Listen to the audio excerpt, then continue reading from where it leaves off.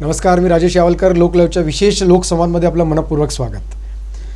तसं पाहिलं तर मेकॅनिकल, सिव्हिल आणि इलेक्ट्रिकल ह्या तीन ब्रँच या इंजिनिअरिंग विभागातल्या एक कोर ब्रँच म्हणून ओळखल्या जातात. आज आपण मेकॅनिकल इंजिनिअरिंग हा विभाग काय आहे, या विभागाचं काय महत्त्व आहे, मेकॅनिकल इंजिनियर म्हणजे काय आणि त्याला कुठे कुठे संधी आहेत, कशा कशा प्रकारची त्याला पुढच्या दृष्टिकोनाने त्याला उद्योग व्यवसाय कसा सुरू करता येईल किंवा त्याला नोकरी कशी मिळू शकेल, या संदर्भात सविस्तर आपण जाणून घेण्यासाठी आज आपल्या लोकलाईव्हच्या स्टुडिओमध्ये आमंत्रित केलेलं आहे प्राध्यापक नवनीत पाटील यांना आपल्या लोकलाईव्हच्या स्टुडिओमध्ये आपण आमंत्रित केलं आहे. ते SSBT कॉलेज, जे SSBT college of engineering technology Bambhori college म्हणून ज्याला आपण सगळे संबोधतो, अशा या कॉलेजचे हेड ऑफ द डिपार्टमेंट आहेत, विभाग प्रमुख आहेत मेकॅनिकल इंजिनिअरिंग विभागाचे विभाग प्रमुख नवनीत पाटील यांनी 29 वर्षापासून या कॉलेजमध्ये ते प्राध्यापक म्हणून कार्यरत आहेत. आणि महत्त्वाचं म्हणजे 5 वर्ष त्यांनी ट्रेनिंग अँड प्लेसमेंट या डिपार्टमेंटचं प्रमुख म्हणून त्यांनी त्या ठिकाणी काम केलेलं आहे.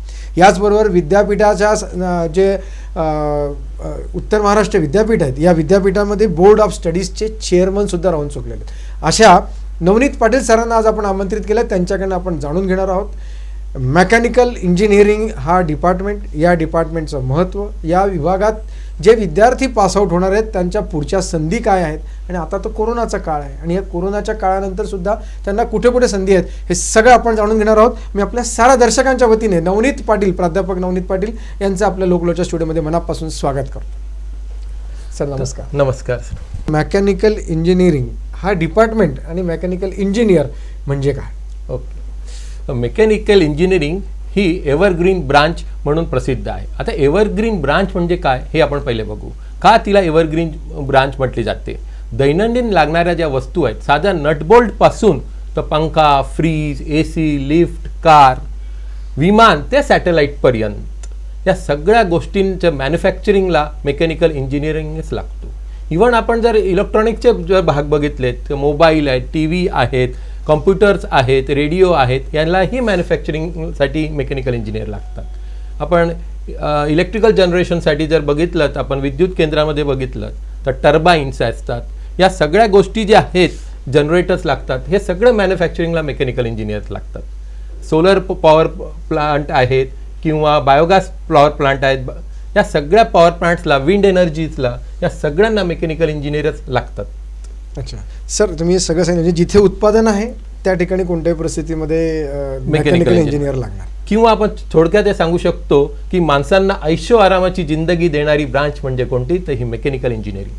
सर, तुम्ही जिथे उत्पादन आहे त्या ठिकाणी कोणत्याही परिस्थितीत मेकॅनिकल इंजिनियर हा लागणार आहे सांगितलं. कोणतेही उत्पादन असो, म्हणजे टाचणीपासून तर तुम्ही स्पेसपर्यंत पोहोचलात, सगळ्या ठिकाणी आपल्याला मॅन्युफॅक्चरिंग आहे त्या ठिकाणी मेकॅनिकल इंजिनिअरिंग. पण आत्ता जी परिस्थिती आहे, लॉकडाऊन, कोविड आणि एक संभ्रमावस्था, नैराश्य, अशा या सगळ्या सिच्युएशनमध्ये उत्पादन सुरू होतं की नाही होतात ते कशा पद्धतीने होणार, याचीच सगळी संभ्रमावस्था आहे.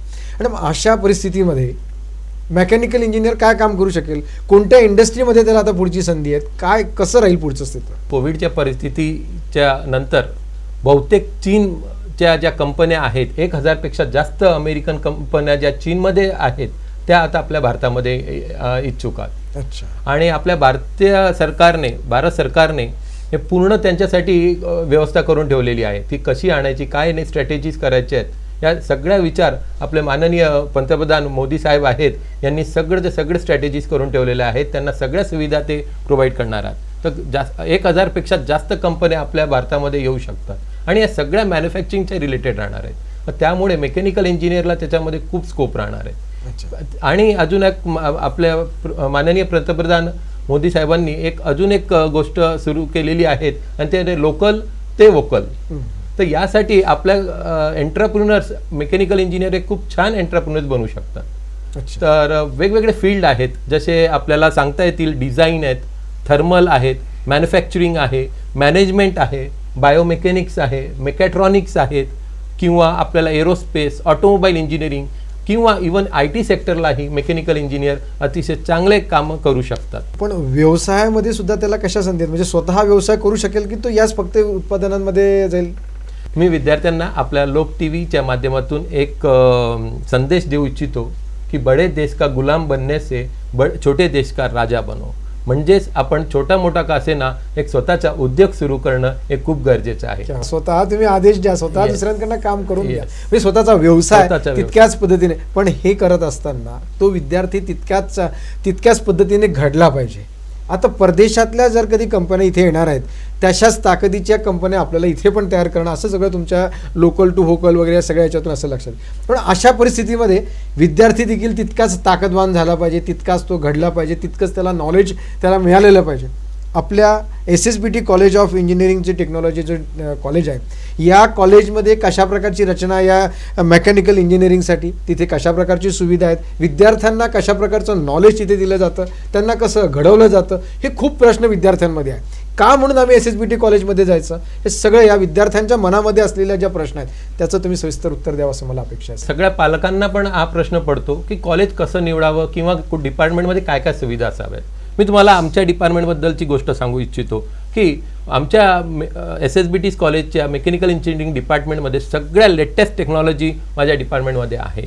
साध्या उदाहरणार्थ सांगितलं गेलं तर साध्या लेथपासून तर CNC लेथपर्यंत, वर्नियर कॅलिपरपासून तर CMM पर्यंत आणि रोबोटिक्स लॅबपासून तर मेकॅट्रॉनिक्स लॅबपर्यंत या सगळ्या लॅब्स, अपडेटेड लॅब्स आमच्याकडे आहेत. सर, ही सगळी अद्यावत्ता आपल्या कॉलेजमध्ये आहे, विद्यार्थ्यांना तशा पद्धतीचे तुम्ही घडवणार सुद्धा आहेत. आपल्या कॉलेजमधलं असं काही नाविन्यता सांगता येईल का की जे इतर कॉलेजमध्ये नाहीत पण आपल्या कॉलेजमध्ये आहे, असं काही आहे आपल्याकडे? लॅब्स आहेत आणि आमच्या ज्या फॅकल्टीज आहेत हे सगळ्यात महत्त्वाचा आमच्या डिपार्टमेंटचा मोठा भाग आहे. आमच्या लॅब्स एवढं चांगलं अपडेटेड असण्याचं कारण म्हणजे आमच्या सगळे एक्सपिरियन्स स्टाफ. आमच्याकडे मॅक्सिमम 15 ते 20 वर्षाचा ॲव्हरेज एक्सपिरियन्स असणारा स्टाफ आहे. अच्छा. आणि जर बघितलं तर त्यांच्या रिसर्च ओरिएंटेड वातावरण आम्ही निर्माण केलेलं आहे. त्यांच्या अनुभवाचा विद्यार्थ्यांना चांगला फायदा, त्यांचा अनुभव खूप आहेत. आम्ही जे फंड्स 25 लाखाच्या वर आम्ही फंड्स गोळा केलेले आहेत. DST आहेत, राजीव गांधी सायन्स कमिशन्समधून घेतलेले आहेत, विद्यापीठाचं VCRMS आहेत, IDC म्हणून एक DSTचे फंड्स आम्ही तिथून घेतलेले आहेत. असे 25 लाखाच्या वर आम्ही रिसर्च फंड्स गोळा केलेले आहेत. तर आमचे जे प्राध्यापक आहेत यांचा अनुभव विद्यार्थ्यांना खूप छान मिळतो. सर, कॉलेज कॅम्पस आणि कॉलेज कॅम्पसमधून इंटरव्ह्यू करून विद्यार्थ्यांना मिळणाऱ्या ज्या संधी असतात, आपल्या कॉलेजमध्ये तसं प्राविधान आहे का, तशा प्रकारची यंत्रणा आहे का की काही कंपन्या आपल्याकडे येतील आणि त्या विद्यार्थ्यांना, चाणाक्ष हुशार विद्यार्थ्यांना आपल्या कंपन्यांमध्ये त्यांना संधी देतील, अशा संधी उपलब्ध करून देण्यासाठी आपले कॉलेज काय प्रयत्न करते? एम्प्लॉयबल इंजिनियर बनण्यासाठी लागणाऱ्या महत्त्वाचे विटॅमिन्स जसे vitamin P passion, vitamin A attitude, vitamin R recent technology आणि विटॅमिन T म्हणजे टीमवर्क, असे सगळे विटॅमिन्स आम्ही वेगवेगळे इव्हेंट्स घेऊन मुलांमध्ये आम्ही ते देतो.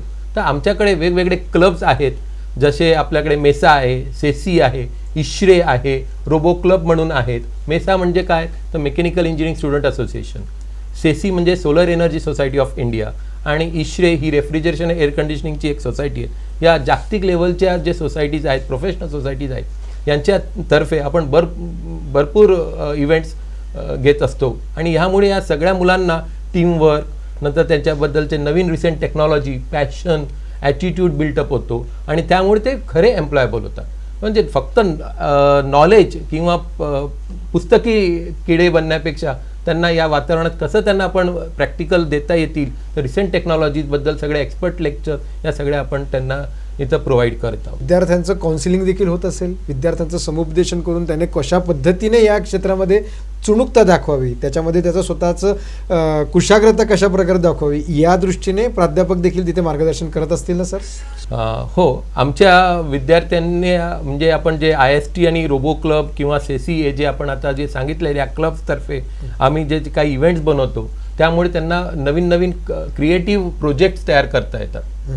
डिपेक्स म्हणून जी आपली स्टेट लेवल कॉम्पिटिशन्समध्ये आहेत, तर आमचे भरपूर विद्यार्थ्यांना त्याचं नेहमी दरवर्षी त्याच्यात सहभाग घेतात. एक उदाहरणार्थ मी तुम्हाला सांगू इच्छितो की आमच्या एक प्रोजेक्ट आहे, कृषक नाव दिलं होतं त्यांना, तर तो डिपेक्समध्ये पहिलं पारितोषिक त्याला मिळालं आहे आणि झी24 तासाचं बेस्ट इनोव्हेटिव्ह प्रोजेक्ट म्हणून त्याला गौरवलेलं आहे.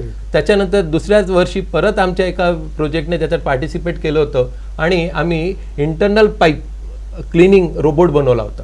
कारण रोबोट पाईप मध्ये साफ करणं खूप डिफिकल्ट असतं, तर त्यामुळे आम्ही तो जो रोबोट बनवला होता तो बेंड असला पाईप तरी तो बेंड होऊन ती क्लिनिंग प्रोसेस तो करू शकतो. अशा प्रोजेक्टलाही डिपेक्समध्ये त्याला पारितोषिक मिळालेलं आहे. पाटील सर, जसं तुम्ही सगळी आपल्या कॉलेजमधल्या डिपार्टमेंटची सविस्तर सगळी माहिती दिली, खूप अतिशय वेगवेगळ्या प्रकारची टेक्नॉलॉजी, प्राध्यापकसुद्धा तितक्याच ताकदीचे म्हणजे तितके प्रगल्भ असलेला असं आपला सगळा विभाग आहे.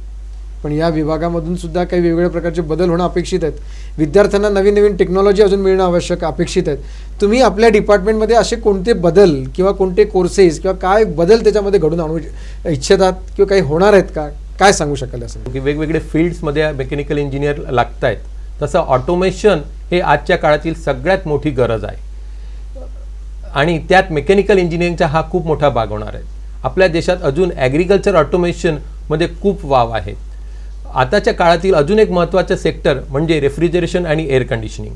आजच्या जीवनातील महत्त्वाचं घटक अन्न संरक्षण, दुग्ध उत्पादने ज्याला आपण डेअरी प्रोडक्ट्स म्हणतो, air conditioner, malls, cinema hall, शीतगृहे म्हणजे कोल्ड स्टोरेजेस, ट्रान्सपोर्टेशन्स, वैद्यकीय क्षेत्र अशा अनेक ठिकाणी मेकॅनिकल इंजिनियर्सला वाव आहे. यात मी एक प्रामुख्याने नमूद करू इच्छितो की आम्ही बीवोक कोर्सेस जे स्किल ओरिएंटेड आहेत ह्या आपण या वर्षापासून आमच्या डिपार्टमेंटने सुरू केलेले आहेत रेफ्रिजरेशन आणि एअर कंडिशनिंगमध्ये. आणि अजून एक गोष्ट तुम्हाला एक सांगतोय की जे आता RTOच्या ज्या एक्झाम्स असतात याच्यासाठी आम्ही कॉम्पिटेटिव्हच्या टेस्ट सिरीज घेतो. कॉलेजमध्ये खूप ॲप्टिट्यूड टेस्ट घेतल्या आहेत. जळगावमध्ये RTO ऑफिसमध्ये यावेळेस आमच्या 2 विद्यार्थिनी असिस्टंट मोटर व्हेकल इन्स्पेक्टर म्हणून कार्यरत आहेत. आमच्या इथं IST स्टुडंट चॅप्टर आहेत, त्याच्यामार्फत आपण दरवर्षी माइलस्टोन हा इव्हेंट घेत असतो. या माइलस्टोन इव्हेंटमध्ये paper presentation, project competition, robo raids या प्रकारचे वेगवेगळे इव्हेंट्स ज्याच्याने मुलांमध्ये लिडरशिप क्वालिटीज किंवा रिसेंट टेक्नॉलॉजीबद्दलची माहिती त्यांना मिळत असते. एक रोबो क्लब म्हणून आमच्या डिपार्टमेंटने एक सुरू केलेलं आहे. ENTC डिपार्टमेंट आणि मेकॅनिकल इंजिनिअरिंग डिपार्टमेंट या दोघांनी मिळून आम्ही एक रोबो क्लब तयार केलेला आहे. दरवर्षी रोबोकॉनमध्ये आपले रोबोट्स भाग घेत असतात. कॉम्पिटिशनमध्ये नेहमी आपण चांगल्या लेवलवर पर्यंत आपण तिथं जात असतो. आम्ही आता या कोविड सिच्युएशनमध्येही आम्ही आमचे कार्य थांबलेले नाही आहेत. आम्ही आत्ता ENTC डिपार्टमेंटसोबत आणि IST स्टुडंट चॅप्टरने एक मॅटलॅबवर 5 दिवसाचं ऑनलाईन क्विज कॉम्पिटिशन्स आम्ही घेतलीत. आम्ही वेबिनार्स अरेंज केलेत. सोलर एनर्जी सोसायटी ऑफ इंडियाच्या स्टुडंट चॅप्टरतर्फे आपल्या डिपार्टमेंटने सोलर एनर्जी सोसायटी ऑफ इंडियाच्या स्टुडंट चॅप्टर आपल्या कॉलेजमध्ये आपण सुरू केलेले आहेत डिपार्टमेंटमध्ये आणि त्यांच्यामार्फत आपण एक 5 दिवसीय ऑनलाईन कार्यशाळा घेतलेली आहेत. 500 ते 600 विद्यार्थी त्याच्यामध्ये सहभागी झालेले होते. या ज्या कोविड सिच्युएशनमध्ये आम्ही आमच्या डिपार्टमेंटने ऑनलाईन सगळे क्लासेस सुरू केलेले होते. आम्ही आमचे जे पोर्शन होतं, जे 3 पोर्शन आमच्या मागच्या विद्यापीठामध्ये आम्ही जे कंप्लीट केले होते आणि राहिलेले 2 युनिट जे होते हे आम्ही ऑनलाईन पद्धतीने सुरू केलेले आहेत. आमच्या मेकॅनिकल इंजिनिअरिंगमध्ये आम्हाला गणितं सोडवावे लागतात आणि त्यासाठी आम्ही पेन टॅब वापरून अक्षरशः जसं चॉक अँड बोर्ड शिकवतात त्याच पद्धतीने आपण पॉवर पॉईंटमध्येही आम्ही पेन टॅब यूज करून आम्ही विद्यार्थ्यांना मार्गदर्शन करीत आहोत. सर, आपलं खूप खूप मनापासून अभिनंदन. आणि मेकॅनिकल इंजिनिअरिंग विभाग या विभागाची सगळी माहिती आपण लक्षात दिली असेल की सगळ्यात महत्त्वाचं म्हणजे आपल्याला संधी खूप मोठ्या प्रमाणात आहे. जसं सरांनी सांगितलं की या देशामध्ये वेगवेगळ्या प्रकारच्या कंपन्या इथे आपलं एस्टॅब्लिशमेंट करू इच्छितात. आपल्याला स्वतःला देखील व्यवसाय करण्याची तितकीच संधी आपल्याला मेकॅनिकल इंजिनिअरिंगच्या माध्यमातून मिळणार आहे. जसं सरांनी सांगितलं की आपण स्वतः एका छोट्या उद्योग समूहाचे राजा बना, आपण स्वतः उद्योग सुरू करा आणि स्वतः उद्योग देखील तितकाच ताकदीने आपल्याला सुरू करायचं असेल तर तितकं नॉलेज असलं पाहिजे आणि ते नॉलेज मिळवायचं असेल तर SSBT कॉलेज ऑफ इंजिनिअरिंग या कॉलेजमध्ये असलेला हा मेकॅनिकल इंजिनिअरिंग विभाग हा अत्यंत प्रगल्भ असा विभाग आहे. मी साऱ्या दर्शकांच्या वतीने आपल्या आजच्या या स्टुडिओमध्ये येऊन या डिपार्टमेंटची सगळी सविस्तर माहिती प्राध्यापक नवनीत पाटील सरांनी आपल्याला दिली. आपल्या साऱ्या दर्शकांच्या वतीने प्राध्यापक नवनीत पाटील सरांचे या ठिकाणी मनापासून धन्यवाद व्यक्त करतो आणि थांबतो. आपण पाहत आहात लोकलाईव्ह तुमच्या मनातलं. नमस्कार. आई प्लीज, मला आता आंबा खायला अजिबात वेळ नाहीये. परफेक्शनसाठी खूप वेळ द्यावा लागतो. परफेक्ट नॉट 3 मिनिटं, साईड पार्टिंग 220 सेकंड्स, 5 मिनिटं, 6 मिनिटं, 4 मिनिटं, विचारूही नको. मग फ्रूटसाठी किती मिनिटे राहिली? 0. नवीन फ्रूट गो फ्रूट स्नॅक. शुद्ध फळं एका इझी स्क्वीझी पॅक मध्ये. आता मुलं फळं दाबून खातील. फ्रूट गो, दाबून खा. सॉरी,